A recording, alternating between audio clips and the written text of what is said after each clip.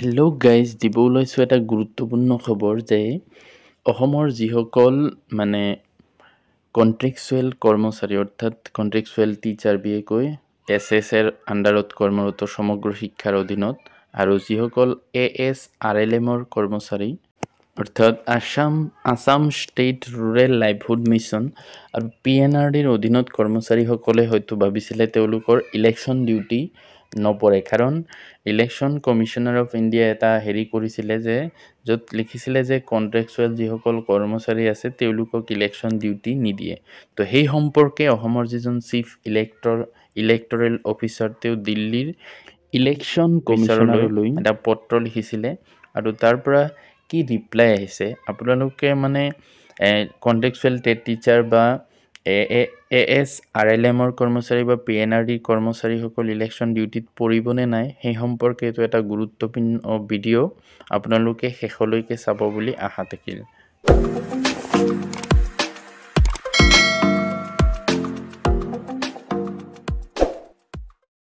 তো এইটো চাব পাৰে office of the chief electoral officer Assam, অৰ্থাৎ অসমৰ যিজন চিফ ইলেক্টৰেল অফিচাৰ তেওঁ লিখিছিলে, ডেটটো আছিলে 20 মাৰ্চ 2024 তাৰিখ। তেওঁ লিখিছিলে টু NN বুটলীয়া senior principal secretary election commission of India, তেওঁলৈ লিখিছিলে এই পত্ৰটো। তো তেওঁ ছাবজেক্টটো কি দিছিলে চাওক, subject request for allowing employees under different missions for engagement on election duty. তো এইটো ৰিকুৱেষ্ট কৰি পেলাই লিখিছিলে যে বিভিন্ন ক্ষেত্ৰত কৰ্মৰত যিসকল কৰ্মচাৰী আছে তেওঁলোকক যাতে ইলেকশ্যন ডিউটিত এনগেজমেণ্ট কৰিব দিয়ে, সেইটো ৰিকুৱেষ্ট কৰি এই পত্ৰখন লিখিছিলে। আৰু তাতে লিখিছিলে, sir, in continuation with our letter number ELE 14/2024/20 dated 20/3/2024 regarding allowing teachers eligibility test school teachers, I have the honor to state that in the state of Assam there are many such employees under PNRD department, including ASRLM, Assam State Rural Livelihood Mission, whose job is under mission and they have been utilized in election duties in earlier elections. তো তাতে তেওঁ এই letter নাম্বাৰটো উল্লেখ কৰি লিখিছিলে, যিটো 20 March 2024 তাৰিখে লিখিছিলে। তাত লিখিছিল যে টেট টিচাৰ, অৰ্থাৎ টেট টিচাৰ বুলি ক'লে ইয়াত কণ্টেক্সুৱেল বা ষ্টেটফুল যিসকল টিচাৰ আছে তেওঁলোকক বুজাইছে, আৰু PNRD ডিপাৰ্টমেণ্টৰ লগতে ASRLM ডিপাৰ্টমেণ্টৰ যিসকল কৰ্মচাৰী আছে তেওঁলোকক আগতে ইলেকশ্যন ডিউটিত মানে পেলাইছিলে, অৰ্থাৎ ইলেকশ্যন ডিউটি তেওঁলোকে আগতে কৰিছিল। In this regard, I would like to draw your attention to point number 3.1.4 of the Handbook of Returning Officer, page 22, wherein it has been mentioned in point. তাতে তেওঁ এটা বস্তু উল্লেখ কৰিছে যে ৰিটাৰ্ণিং অফিচাৰৰ পেজ নাম্বাৰ 22ত যিটো 3.1.4 যিটো পইণ্ট আছে তাতে লিখা এই বস্তুটো উল্লেখ কৰিছে যে any other institution concern or undertaking which is established by or under a central, provincial or state act, or which is controlled or financed wholly or substantially by funds provided directly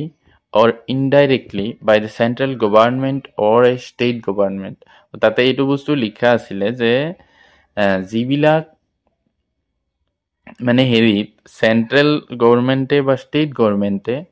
মানে funds provide কৰে, অৰ্থাৎ পইচা দিয়ে, যিবিলাক ইনষ্টিটিউশ্যনে হওক বা concerned বা undertaking,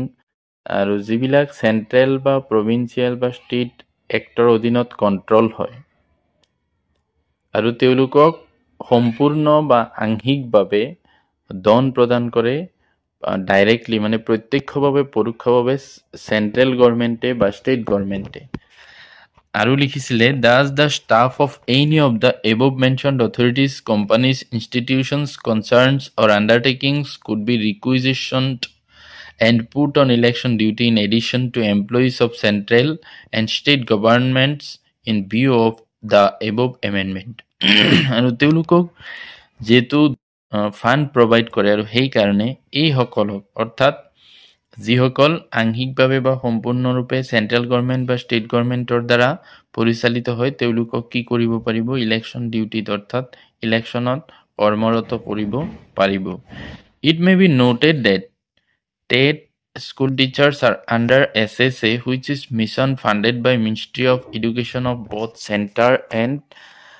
state and employees of ASLRM Assam State Rural Livelihood Mission are under Ministry of Rural Development of Center and Ministry of Panchayat and Rural Development of State Gov and also other categories of employees under Mission of Panchayat and Rural Development of State Gov whose salaries are funded by both Center and State Gov. অৰ্থাৎ ইয়াত এইবিলাক উল্লেখ কৰিছে যে TET teacher যিসকলক মানে ministry of education of centre আৰু ষ্টেটে